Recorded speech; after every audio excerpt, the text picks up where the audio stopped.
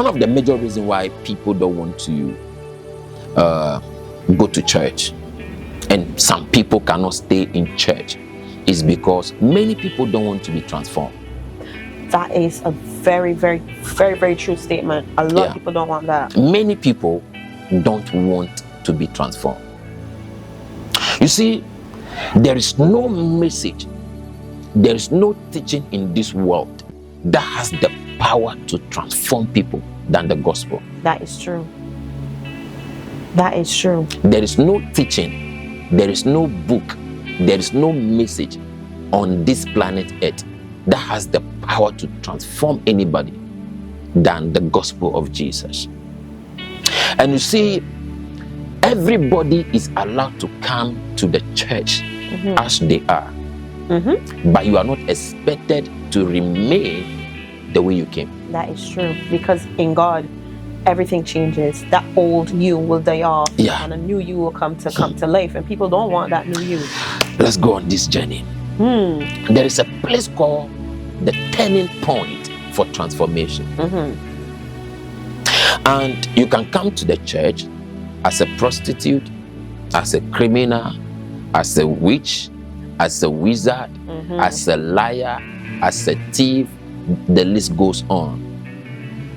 But as soon as you come to the church, you are not expected to remain the way you came.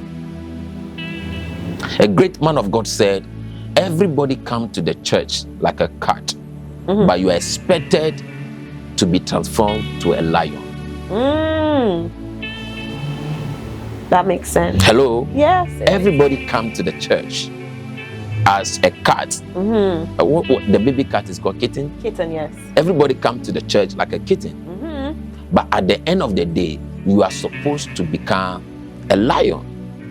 So you came to the church as a kitten, that people have to nurse you, take care of you, pamper you, teach you where to stool, and every other thing. But when you become a lion, you have to be on your own. Yes. Where you are not even depending on the pastor to feed you anymore, or to pray for you anymore, or to lay hand on you anymore. You are on your own. Yes. Are you getting it? Yes. Now let's go back. So you come to the church as you are, but there is a turning point for transformation. Romans chapter 12 talk about that. Being renewed, being transformed. The place of transformation by the renewal of your mind. Now, there is this turning point that you get to. And when you get to that turning point, you have to choose between the change that is before you and yourself. A lot of people don't want to let go of themselves. That is a fact. They don't. They don't. When you started coming to church, hearing the message of Jesus, hearing the true gospel being preached to you, all of a sudden you get to that turning point where you have to choose between transformation, change, and yourself. But you see, change is very difficult. Very. It is. The most painful part of this journey in the life of everybody is the place of change. Change is not easy. No, it's not. The price that you have to pay to change is beyond silver and gold. That is a fact. A lot of people don't want many people cannot pay that price for change. So people come to church. Even here, people come to church, and after 1 month, 2 months, 3 months, you can see that they are transforming. Yes.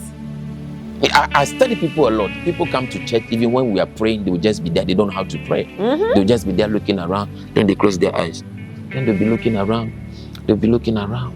They don't know how to pray because most of the churches they go don't teach them how to pray. That is true too. Anytime it is prayer, only the pastor will be praying. Pray. Shabalabalabo, shabalebede, pray. So the people don't even know how to pray. Yes. So when the people come here and we are praying, they'll just be there looking. After 3 weeks, after 1 month, I could see that now we are praying and they're also praying. They are also praying. They are listening to the message. Yes. And all those prayers you are praying, all those teachings you have been listening to is calling for transformation. Is calling for a change. Now, all of a sudden, you get to that place where you have to choose between change, transformation, and yourself. So many people get stuck there. That is true. All of a sudden, you come to the church and you no longer feel comfortable in the church anymore. You come to the church and the same message that you used to love, when I am preaching, you love it, you are clapping, you are excited, you are writing down points. The same message is no longer connecting with you. You are not liking the message I am preaching anymore. The preaching from the same pastor who you love is now irritating you, offending you, tormenting you. That is and true. That is the place of change. Hi. Because if you don't change, the message will no longer make sense to you. Nope. And you're fighting it. You are fighting it. Something in you is fighting. The old you is fighting it. Now you are at the crossroad where you have to say goodbye to the old you who can no longer take certain things anymore, who is now calling for the change. It's true. So all of a sudden, we have church every Saturday, every Thursday, and every Sunday. So they started missing church. Yep. When it is Thursday and they are supposed to come to church, I will not go this Thursday, I'll go next one. They started Sunday. They started, pulling off. They started withdrawing because it is now time for change. There's a serious battle going on between you. Yep. That is a fact. There's something serious. There's a battle going in between you. And most of the time, you know what happened?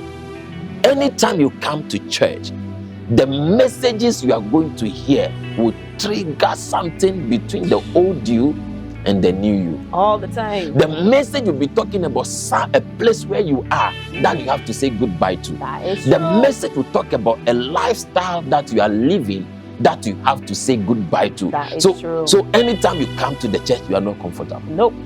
And that's a good place to be.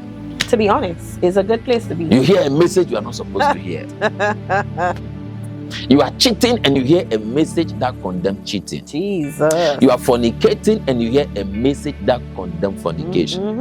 You are stealing and you hear a message that condemns stealing. Yep. You are a criminal and you hear a message that condemns criminal activities. Yep. You are into something bad and you hear a message, anger, betrayal, unforgiveness, and all of a sudden it triggers something out of you. Yep. And you are no longer happy.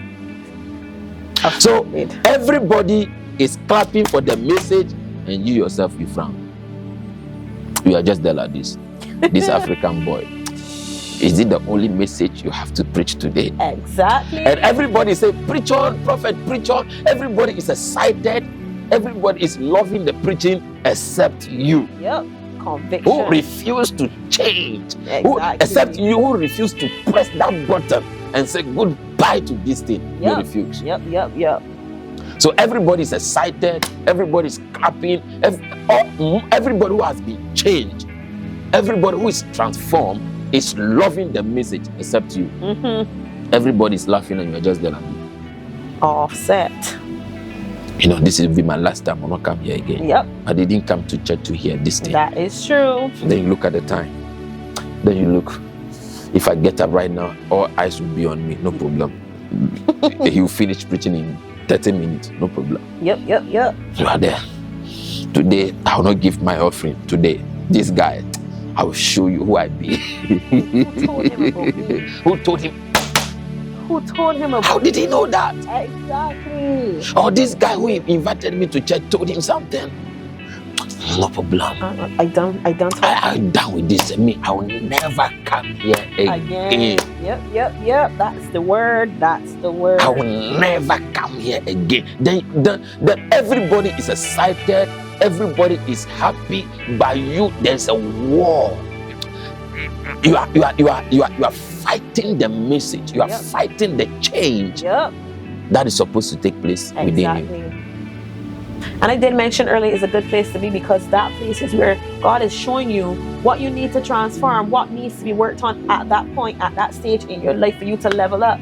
And if you continue to fight against it, God is going to continue to hit at you until it is removed. And people don't think that that's a good thing, but it's a very good thing, because then you won't have to be praying to God, God, show me what needs to be changed. But he's actually telling you through that prophet that you don't want to hear, through that man of God that you don't want to hear, or that woman of God that you don't want to hear, telling you and convicting you, this is what needs to be changed.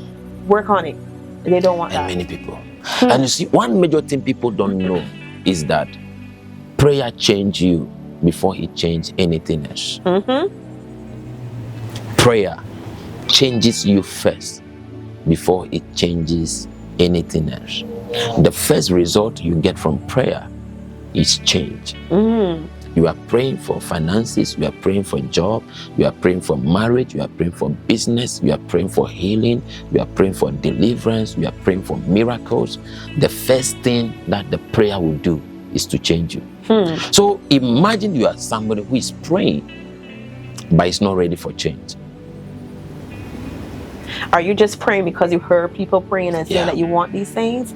You just saying, I see everybody praying about I want in a house and they want a house too, not knowing that you have to change something. You have to change something. That's crazy. You have to break loose from something. Exactly. And many people hate change. Many people. I find that all of us, we hate change. Nobody like change. That is a fact. You don't want to change. So the day you made up your mind that I want to start going to church, one statement you said, which you didn't say, is, I'm ready for change. Exactly. No matter how perfect and excellence you think you are living your life, the day you decided to start coming to church, you must be able, you must be ready to accept change. There's something about you that will be exposed, and you have to work on it. That is true. Yeah. You see, there is no fraternity, there is no association, there is no gathering that expose people than the church. Hello? That is true. There is no group, there is no gathering in this world that the moment you join, you expose yourself. Something about you will be exposed than the church. Yeah. I know what I'm talking about. It's true, because I never thought about it from that perspective. You know, when you are in the world, nobody know you. Your friend doesn't know you. People at your workplace doesn't know you. Not that way. Your colleagues at your workplace don't know you. The people you are working with don't know you. Your friends and your family don't know you. But the day you started coming to church, every weakness in you will be exposed in the church. The anger, the unforgiveness, the gossip, like anything that is in you that has to be dealt with will be exposed. If you're a criminal, the church will expose you. The messages will expose you. It's to bring light to darkness. Yeah. Because you see, the church is the place of light. So the more you are coming, the more you are exposing yourself. Exactly. To be illuminated. The more you are listening to the message, the more you are listening to the word of God, the more you are being exposed. It is so true. So there are people, the moment they find themselves at that place where it's like they are about to be exposed, they have to run away from the church instead of just changing. It's true.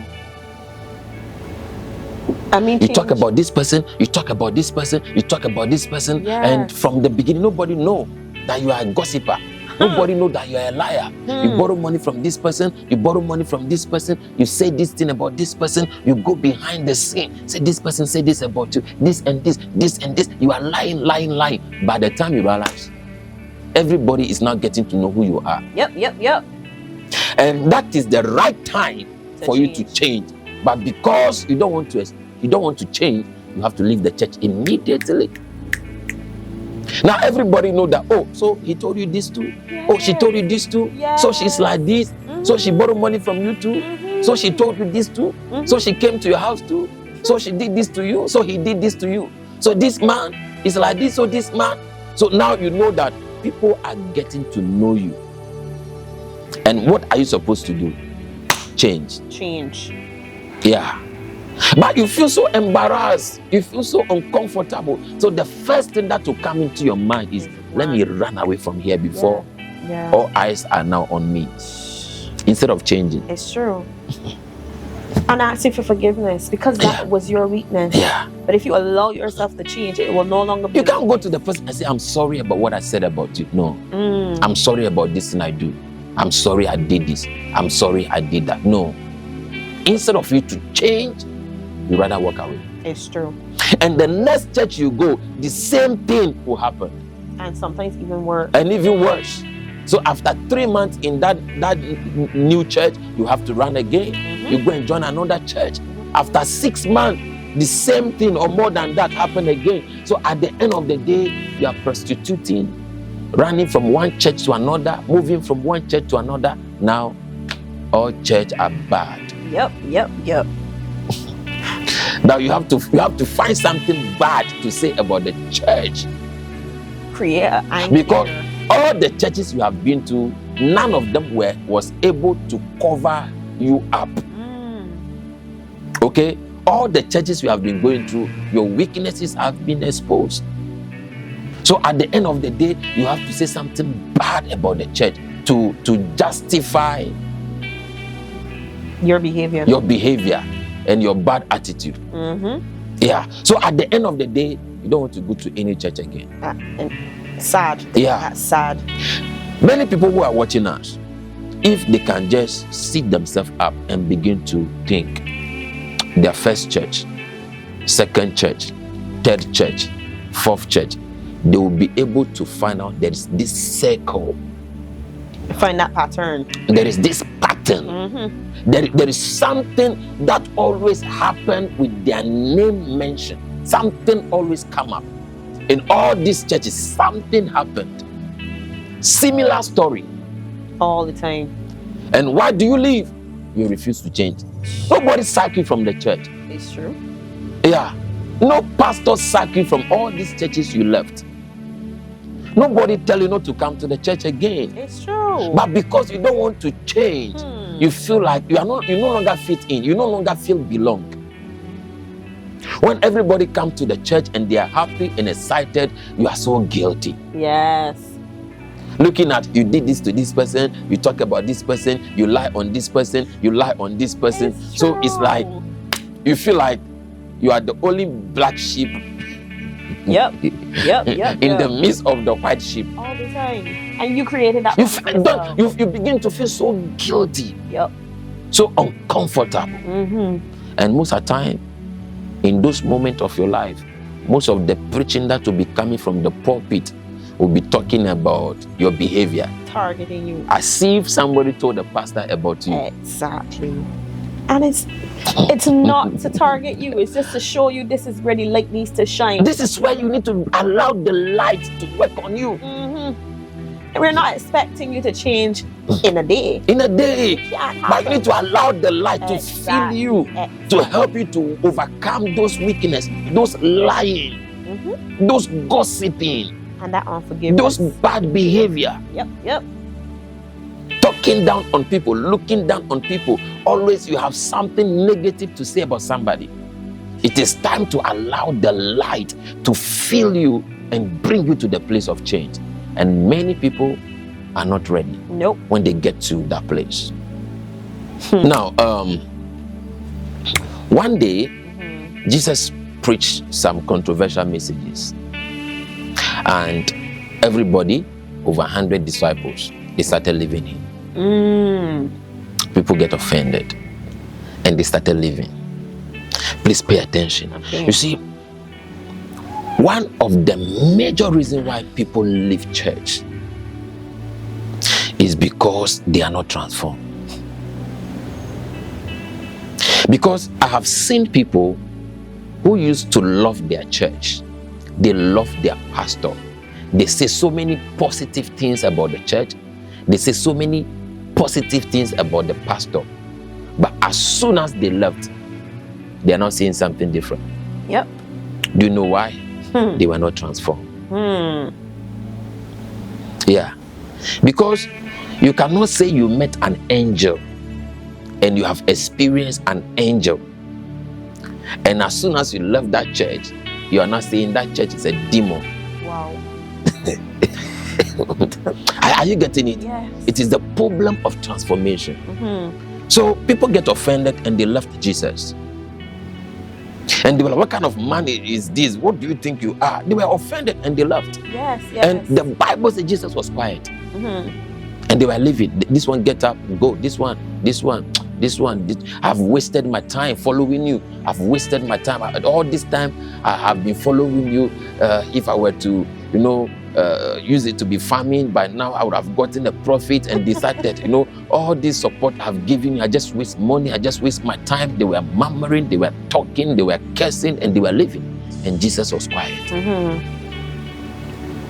Yeah. And in the verse 68, yeah, 68. John 6:68. In John 6:68, then Jesus looked up and find out that many people have left. Yep. But few were still remaining. Yep. And he looked at them and he said, what? Jesus said unto them, will ye also go? Will you also go? And I was like, you had multitude. You had a lot of people in your church. And some of them were offended and they were leaving you.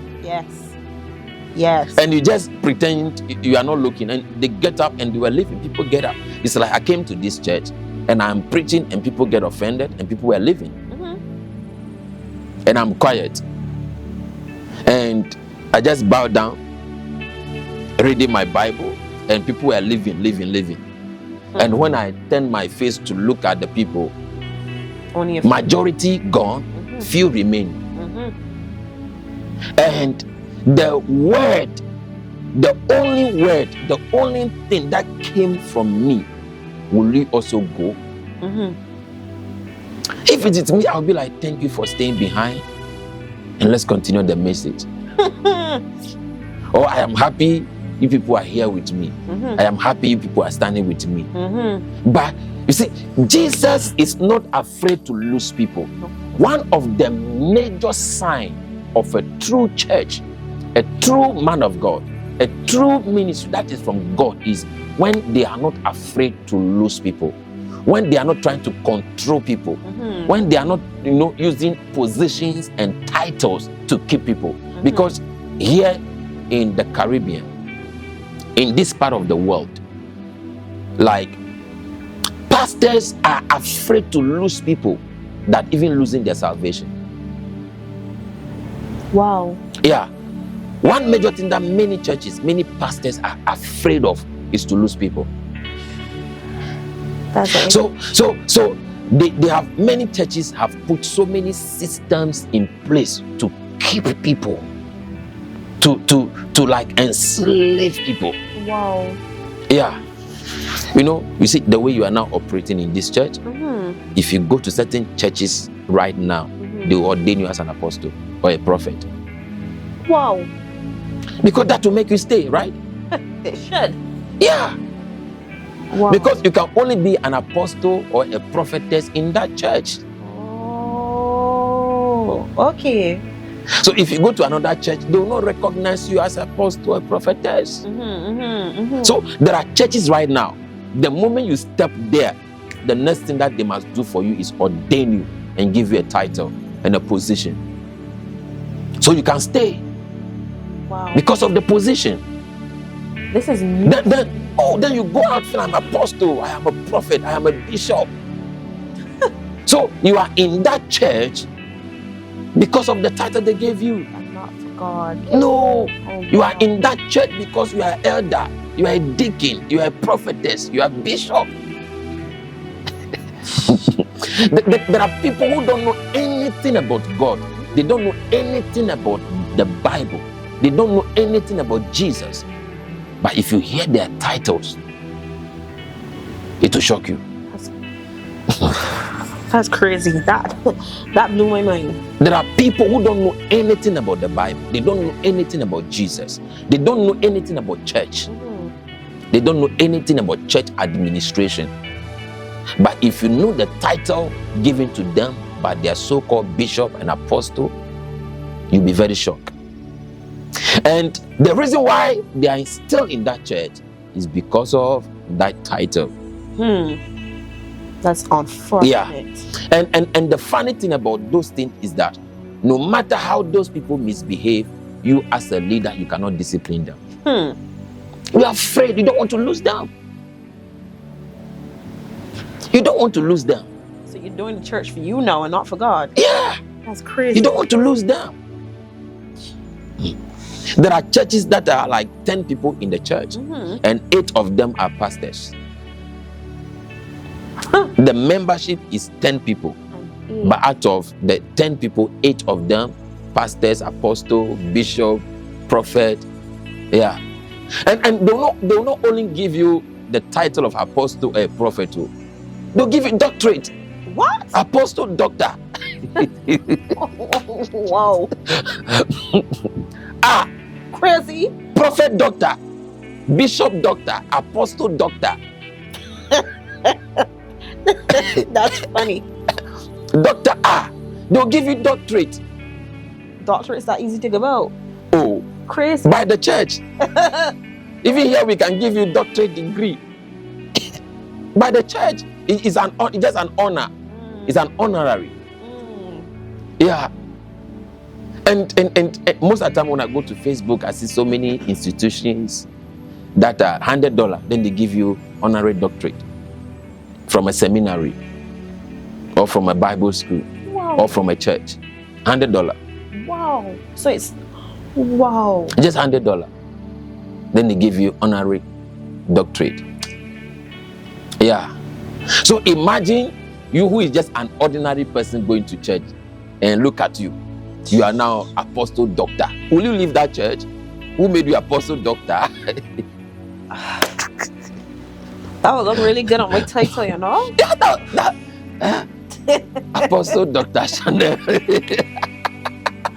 Do you know how many doctorate degree I have? Wow. I don't even talk about it. Plenty. That's madness. Some of them I didn't even pay for it. And I was like, I didn't tell you to give me doctorate. I will not pay for it. Oh no. But then you get all of these degrees. So many institutions has given me doctorate, but I don't even use it. I don't even talk about it. Shh. You see, sometimes I ask myself, how do you feel having a title that you cannot defend? Exactly. I was just going to ask you that. Even your own family, you are not bearing the fruit of an apostle. The lifestyle you are living, apostle shouldn't be living the lifestyle you are living. It's true. A prophet shouldn't be living the lifestyle you are living. And now you are ordained as a prophet doctor. How do you feel?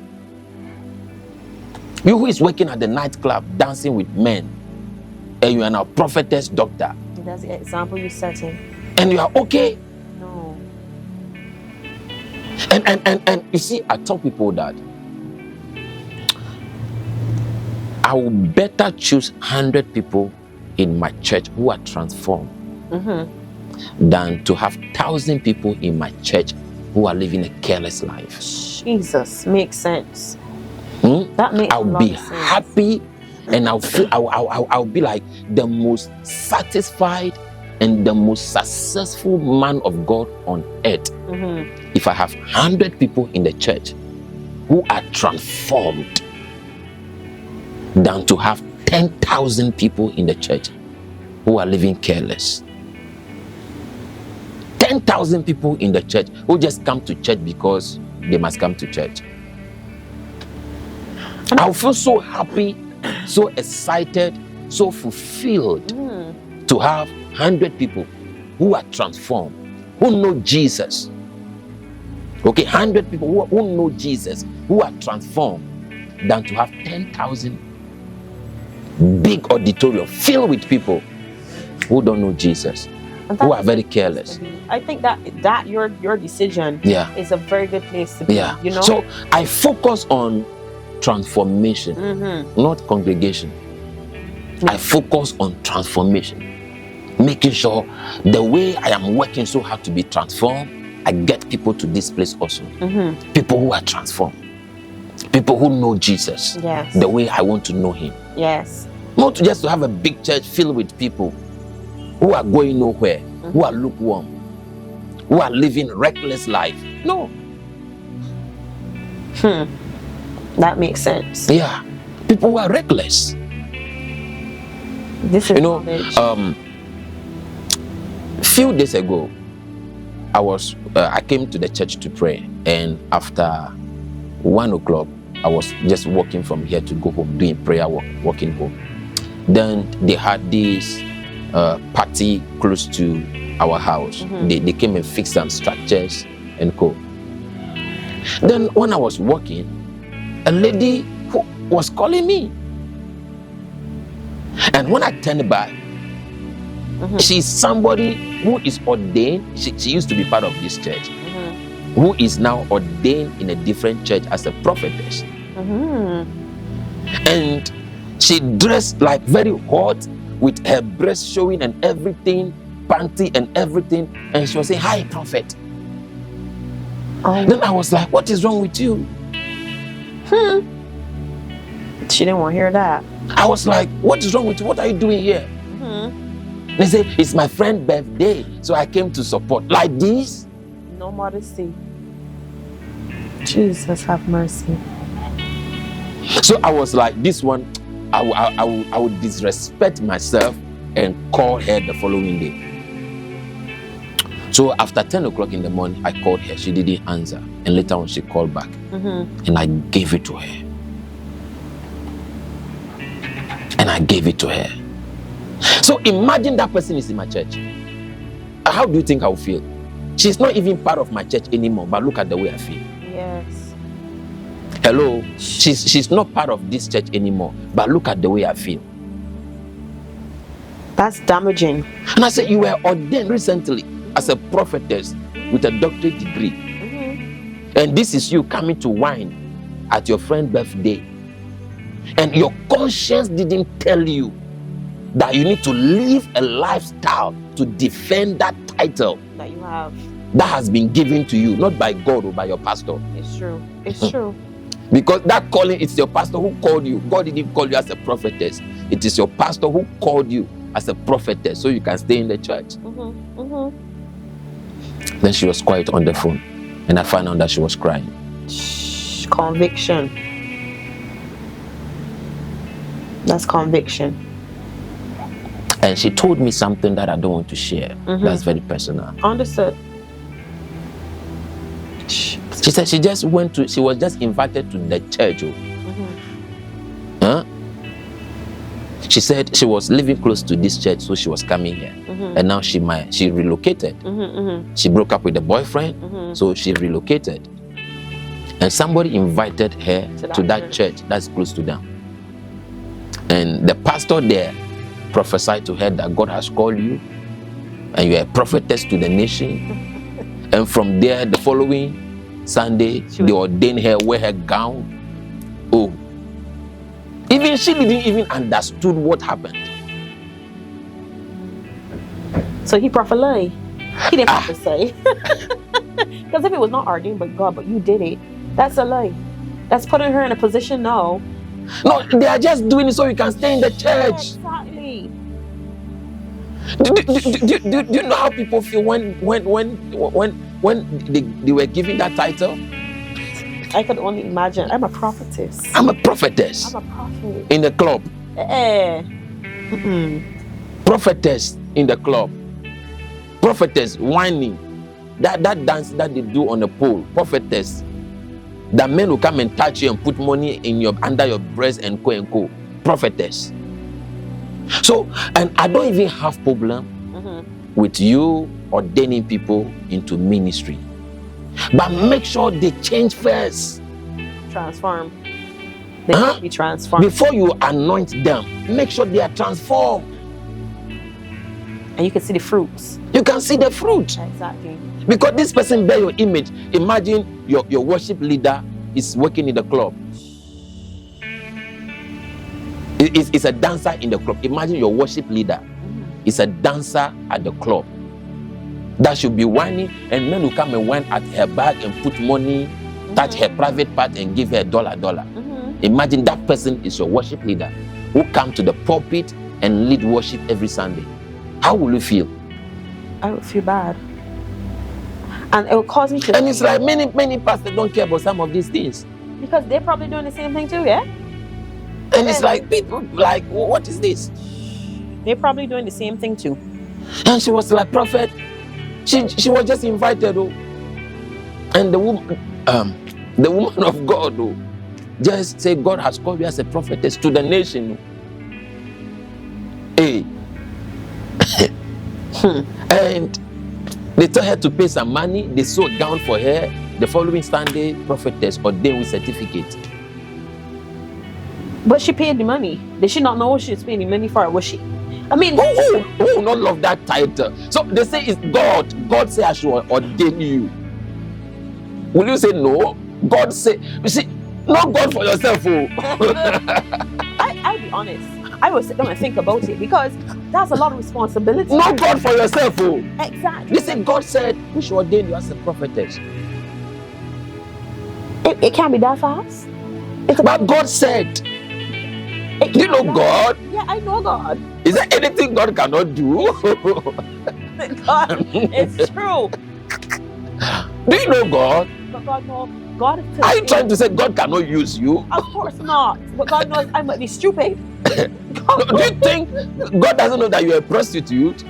And do you think He cannot use you a prostitute? Yes, He can. So are you trying to challenge God? Jesus. So quickly, she's ordained. Hey. I don't know anything about God. I don't know anything. Yeah. Okay. I don't know so much about God. Somebody who have never even held microphone here before. She only come on Thursdays, late because of the nature of her work. Wow. Yeah. Then all of a sudden, God said, you are a prophetess. And ordination fast like that. So it's like the whole thing is traumatizing her. She didn't understand. She didn't get time to process. And it is one of those titles that even when people call you prophetess, you are ashamed.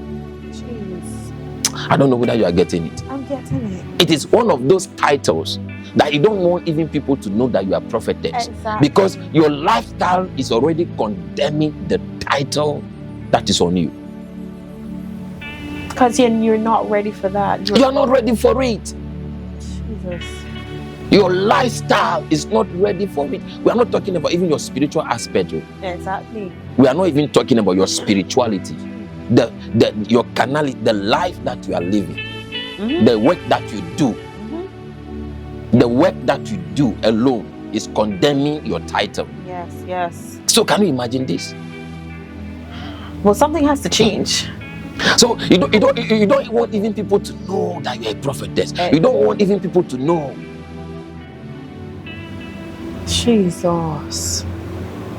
That is a struggle for her. So you say, prophet, I don't go to that church again. I told the prophetess, the apostle, the person, I told the person to delete the pictures on Facebook, but they don't delete it, and I don't want to go to the church again, and blah blah blah. And I said, listen to me, I don't care about what church you go. I care about your soul. Exactly. Yeah, I don't care. There are people who are no longer part of this church, but I have a good relationship with them. If I see them at the gas station, I go and greet them. How are you? How this and that and that. If I meet them places, I don't care about what church you go. I care about your soul. And that's all that matters. Okay. If I don't see you in church, I don't want to see you in the club. Exactly. You'll fall back. That's falling back. If I don't see you in the church, I don't want to see you in the nightclub. Yeah. I don't want to be scrolling through social media and all of a sudden I came across a video of you and this is you whining with so many men smoking and holding you and... Oh no. Yeah. During crop over, I don't want to just jump on Facebook or now TikTok and all of a sudden this is your video of you in a band. Yeah. So I don't care what church you go. I care about your soul. Now let's go back to the scripture. Yes. Jesus said to them, will you also go? Now, you know, do you understand that how heavy that statement is? Yes. Everybody is leaving you. And when you came to yourself, you could still see that there are few loyal people with you. And you are asking them, will you also go? Yes. You see, as a pastor, the day you are afraid of losing people, you are falling. The day you are afraid of losing certain people in the church, you are falling. Because the people who are transformed will stay. They will support. They will dedicate. They will commit. The people who are transformed, I'm telling you. Huh? Yes. If you are able to bring people to the place where they are transformed, they will stay. Yes. Even if you mess up yourself, they will still stay with you. Yes. Because they understand you. Yep. They know you. And they went through the whole process for transformation. Even if you divorce, they will be with you. Yeah. Even if you sin, they will be with you. Even if you mess up as the pastor, as the leader yourself, they will still be with you, praying for you. That is true. Advising you, helping you to get it right. And that is what a church is for. That is what a church is for. Hello. You see, if as the pastor, the question is, if you mess up or you miss it or you make certain mistake, what is the guarantee that the members of your church will stand with you and help you to right your wrong than to leave the church? If at the end of the day, majority are going to leave the church because you, the leader, you fornicate, because you, the pastor, you commit adultery, because you, the pastor, you are going through divorce, or because you, the pastor, you made some mistake. If most people in the church or everybody in the church is going to accuse you, criticize you, and leave you, it means you have a long way to go.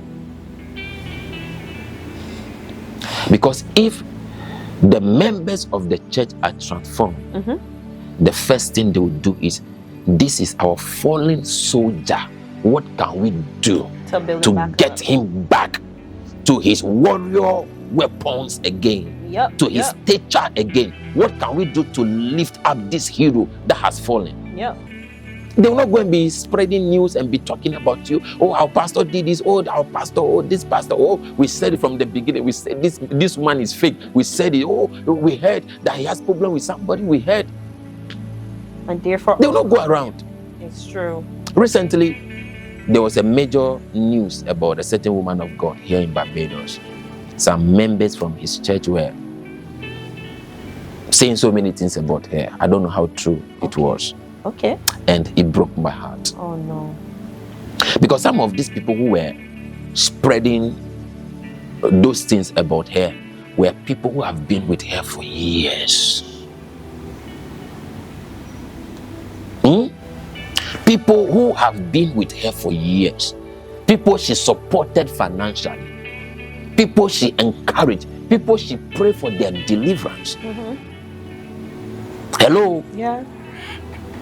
But when something came up with her name, that she abused somebody in the church, the people are expected that they stood with her were the people posting things on social media. And left her. They were the people going to do Facebook Live, do interviews to talk about her, to criticize, and even lied on top. Things she didn't do, they said she did it. Oh no. Things she didn't say, they said she said it. That is why I tell people that as a pastor, your major focus should be helping the people to be transformed. Because if the people are not transformed, the day you make a little mistake, you are in trouble. That is true. I had that situation in my previous church that I was in. I was there from 8 years old. Yeah. And my then prophet was incarcerated. Yeah. And at that age, I was young. When people would come and say all the manner of bad things about this person, and my family we stayed with him until the end of his days. Yeah. And even to this day, I will still have people that would tell me, oh, how could you have done that? How could you support somebody like that? But I guess now that you're teaching me this, I was transformed. We are transformed. We stood with him. Yeah. We stood with him. The righteous doesn't always stand. Hello? The Bible didn't say the righteous must always stand. It's true. It never said that. So the righteous may fall, not even once. The righteous may fall, but what will happen? He will rise 7 times. Exactly. The righteous may fall. The Bible didn't say the righteous will always stand. As far as you are human, and you are not living in heaven, you are living on earth, Barbados. Yep. You are living in the Caribbean, you are living in Africa, you are living in Europe. Once upon a time, you do things that you are not proud of. Yes. But when you are transformed, you think about what is the best way to handle this, to come out of this. Yeah. So I remember many people were doing interviews. Even other pastors were happy, blasting her. Oh, wow. Other women of God like her were blasting her, other pastors, other leaders in this country. They were saying so many things about her. They were even testifying against her. That she that has been delivering people need deliverance herself. It broke my heart. And I took my phone and I was calling her to talk to her, to counsel her, to encourage her. She didn't answer. It was later on I met her at Sheraton. And I said, I've been calling you in those moments. And she was very surprised. And I said, sometimes everybody will be against you. And it is to prove your love for God and how strong you are in the faith. Yep. Even if you are fake to everybody, to me, you are not fake. Keep on preaching Jesus. Keep on doing the work of ministry. And she needed And that. she almost cried. Yep. And the following day, she sent me a message. She said, Prophet, thank you for those words. Yeah. And you see, the people who are doing interviews, the people who do Facebook Live to criticize about her, they were beating their husband at home. Deflection. The kind of sin they were, listen to me, the fact that you are not caught doesn't mean you are holy. Exactly.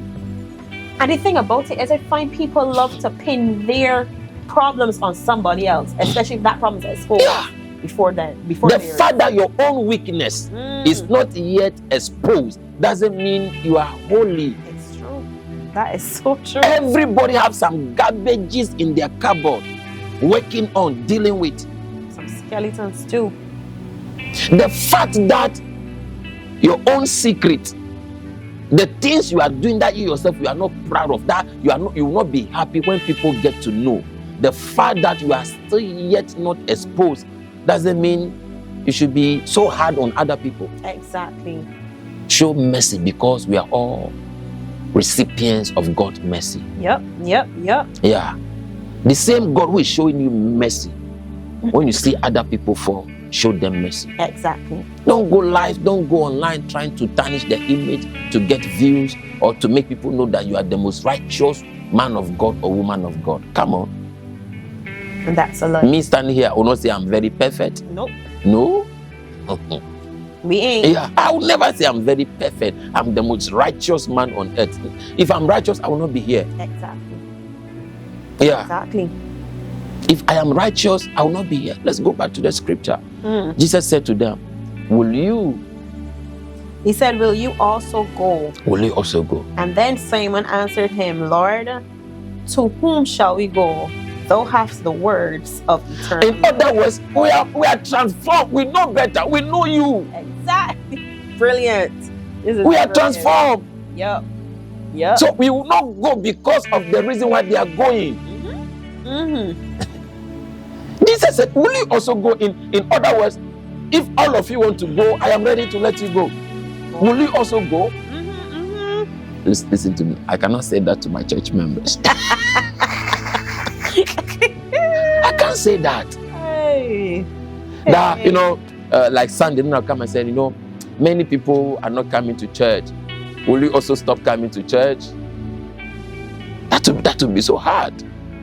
And people will be like, wait, you want us to stop? People will be thinking, wait, you want us to stop? None of them might not think like Peter and be like, oh, why would we go somewhere else? Because we're already getting food from here, you know what I mean? A lot of us might not think like that, The moment we will get sensitive and then our feelings will be like, wait, this man running me too? Yeah, he's running us too. Man. So this man is not happy that we come to church. Yeah.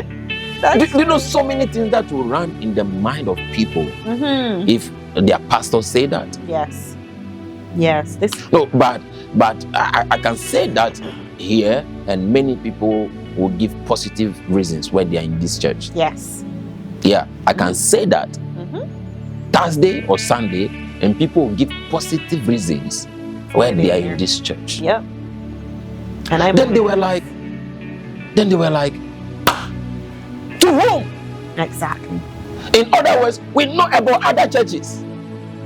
We heard about other men of God. Yep. But which of them shall we go to? Because we know what we have been receiving from you. Yes. The kind of word, the kind of message you have been giving to us is more than bread. Yep. We are satisfied in this church. And we are growing. We are growing. We are transformed. Yep. So we are not offended the way they are offended. We are with you. Exactly. People who are transformed. Exactly. Read it again. And then Simon Peter answered him, Lord, to whom shall we go? Thou hast the words of eternal life. And he said, and we believe and are sure that thou art the Christ, the Son of the living God. You have the word of eternal life. Yep. You see, I ask people, moving from one church to another church, what are you looking for? They don't know. They cannot tell. Hello? It's true. When you meet people who have changed church like 10 times, 20 times, if you ask them, what exactly are you looking for in all these churches you have been going? They cannot tell you.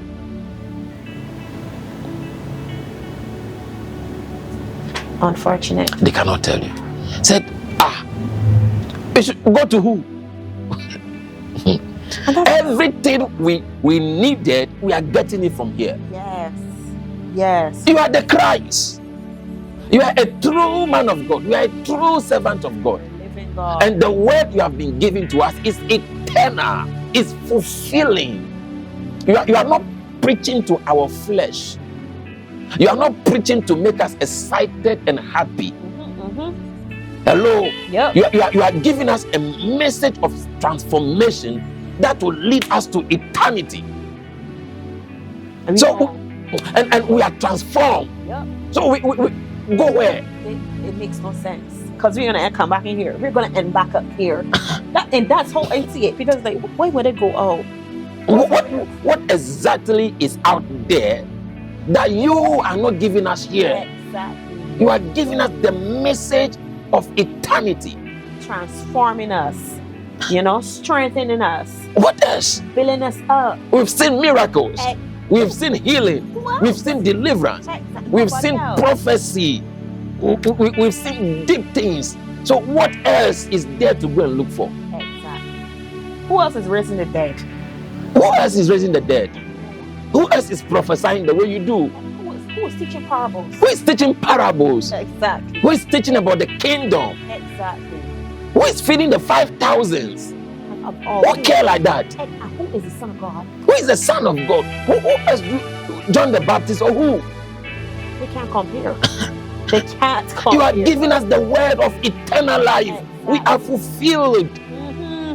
You are the Son of the living God. Yep. We are here with you. Yep. Even if the thousands are going, let them go. As for us, we are transformed. We are here. Yep. Transformation. Yep. People who are not transformed cannot stay in the church. Because they will get to that point where they have to choose between transformation, which is a major change, and themselves. And people love themselves the way they are. People love themselves the way they are. It's all about image. That's something that just came up in my head. It's all about image. People love the way they gossip. Exactly. And they can never talk. They can never stop. And I find that there are people who just enjoy talking about other people, exactly. lying about other people, yes. and they find they cannot stop. They can't. It is therapeutic to them. It is like a therapy to them. They have to always find something to say about somebody. And it always is at their workplace, in the church, anywhere they go, they have to say something negative about somebody. And when they found themselves at that crossroad, they will choose themselves instead of change. Not knowing that when you change, that something else will fill that void. And it'll be more joy. It'll be more happiness. You are going to the next level. Exactly. You are about to now have an encounter with Jesus. You see, that is why many people come to church, but they will never encounter Christ. Because for you to encounter Jesus Christ, you need to accept the change. Transformation. The transformation. You need to. It's the gateway that leads to that encounter. So you'll be in the church for years and you never encounter him. Why? Because you are changing. And that too, because young people not to want to come. You've been going to church for 30 years and I have not seen any change from you. Why would I go to church if I know exactly. I'm going to be there? Exactly. Not knowing what their actions and their image is causing young people to think that this is exactly what a church is. And that's not what it is. Excellent. You hit it. Excellent. So much on point. So much on point. Transformation. It's a place many people can never get to. You see, there are people, if they should sit down and analyze one or two things, they will find out that every church they go to, they never receive anything, anything spiritual from the church. Rather, they cause damages to the church. There are people, every church they go, the only thing they have done to the church is the damages they cause, the confusion they cause, the division they cause, the problem they cause, the lies, the gossip. They are the reason why some people stop church. They are the reason why some people are enemies. They are the reason why some people are not talking to each other. That is the only thing they have done to the church. And some of them are proud. And when they are about to cut up, they leave, they walk away. After dividing, bringing the division and the confusion, they leave. When they join the worship team, confusion, then they leave. When they join any department, confusion, then they leave. If they're just an ordinary members, confusion, division, until they leave. And you mentioned earlier that after they do all this destruction and go and say that this church wasn't good enough for me, they then pick up the phone and call back the same pastor. Can you help me? I'm in a problem. I'm in a bind. I need prayer. And as you said, did you not think about that when you caused damage? Did you not think about that when you came up on this pulpit singing and then destroy the worship team with your lies and slander? No, I am supposed to be the bigger person and say to you, I'm going to pray for you. If I pray for you, I'm going to pray for something that you might not want. Exactly. And I might pray from a place that I don't think that I can do it. And I am being human, I can refuse. And then when you do that, you are the worst. You are not the worst. You don't care. You are not like Jesus. Jesus will not do this. Jesus will not. And I think people don't read the Bible about Jesus, you know. No, people don't know Jesus. They think, you know. People don't know Jesus. To me, Jesus is a mafia boss. Jesus is like a gangster, mafia. Jesus wasn't nice like that. Jesus was not nice, he was kind. Jesus avoid people, sick people. Jesus, they don't know. Jesus wasn't somebody that anybody can walk to and he will pray for them. No. You had to touch Jesus. You had to bring up that. You have to find your way to get to Jesus. That compassion of that heart, that something just like this. I remember I was reading when this guy is calling on Jesus and Jesus said, Jesus, save my son. Jesus walked past him. My man come to Jesus, son of a David, hear my cry. And then Jesus was like, I look, want to help him. It don't always work like that. Jesus will come into churches now, and the Jesus that was then cannot come into churches now, because then he would be, oh, you're not Christ, you're not of God, you're not doing these things. Yeah. And people talk about the woman with the issue of blood. And imagine somebody's in that situation, and you came to the church to see me, and the ushers and the protocol say you cannot see Vincent Grant. You know how you go out and be cursing? Yes. But do they understand how much they had to fight to get to see Jesus? The disciples were pushing her away. You are smelling. Yeah. You are not wealthy enough to see our master. Exactly. Hello. Now imagine you came to the church to see me, and somebody said you didn't dress good. Yeah, you can't come.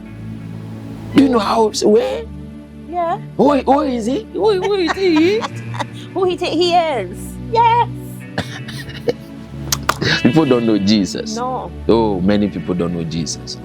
Many people. I hope you are enjoying the teaching. And if you are in Barbados, I want to invite you to join our church. We have services every Sunday, 10 a.m. in the morning, and every Thursday, 6 p.m. in the evening. What do you have to tell somebody watching us? Find Wildy Main Road. Yeah. Find this church. This church is going to give you a different perspective on life. It's going to transform your way of thinking if you allow it to happen. It's going to shine light on dark areas in your life, areas that you probably didn't even know exist. It will transform those areas. If it could do for me, it could do for you. It allowed me to build a stronger relationship with God. And trust me, I be sitting here, and even though I'm having conversations in my head about things that he's speaking, that we spoke about in this interview, that I need to go and work on. Because that's how it is. It's supposed to build you up and transform you, so you can go to another level and another level and another level and keep growing. And that is exactly what you will have when you come to Mega Prophetic. So join us every Sunday, 10 a.m. sharp in the morning, and on Thursday, 6:30 in the evening. Come and experience Jesus. Come and encounter him. Come, and your life will never remain the same. So we're talking about transformation. It's the major reason why some people cannot stay in church. It's the reason why some people cannot come to church. Because they are not at that place where they are ready to change. They are ready to be transformed.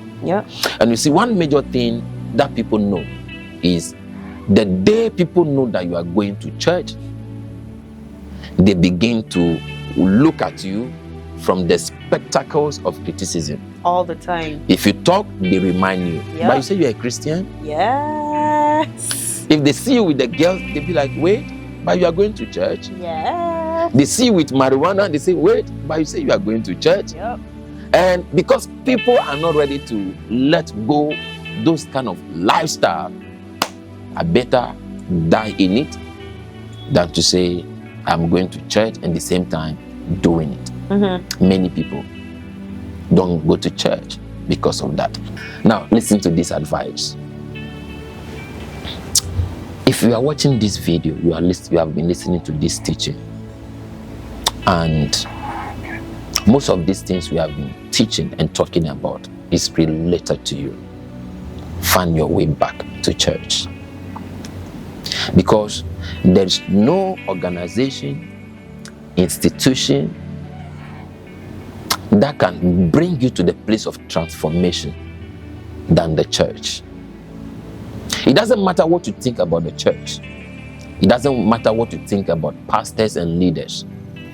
Find a church for yourself and be part of it. And in case you are still wondering which church to go, if you are in Barbados, you are highly welcome here. What do you have to tell somebody? They're highly welcome. Yes, they are. We call ourselves a mega family. We are one family. We are one big family. So you are welcome here. You are wondering which church to go. I'm looking for a church. Sometimes you may be, a visitor here or a foreigner here, or you have been here for the first time. You have a church here. You have a family here waiting to welcome you. Yes, you have a very big family here who is ready to welcome you. Yes, you Come do. and be part of us, and let's grow together in Christ. What is your message for somebody Come to who Mega. is looking for a church and looking for a place of worship? Come to Mega. Be transformed. Find some way to build your roots, and here will be the perfect place for you to be rooted, so you can grow in one accord and develop a strong relationship with God, you know, and come in a place where you feel that camaraderie, feel that unity, feel fellowship. Mega is a place for you. We are the place just for you, your family, and your children. Yeah, and if you're in Barbados, every Thursday, 6:30 in the evening, we have a service, a very powerful service. Yeah, and every Sunday, 10 a.m. in the morning, we also have a service. I look forward to be your pastor. I look forward to pray with you, fellowship with you, and serve God together with you. So you are welcome to the Mega family. Come as you are, but trust me, you will not remain the way you came. You will be transformed by the power of the word of God. Yeah, I look forward to see you in church one of these days. God bless you. Welcome to Mega Prophetic Ministry. We are prophetic. We are apostolic. We are a mega family.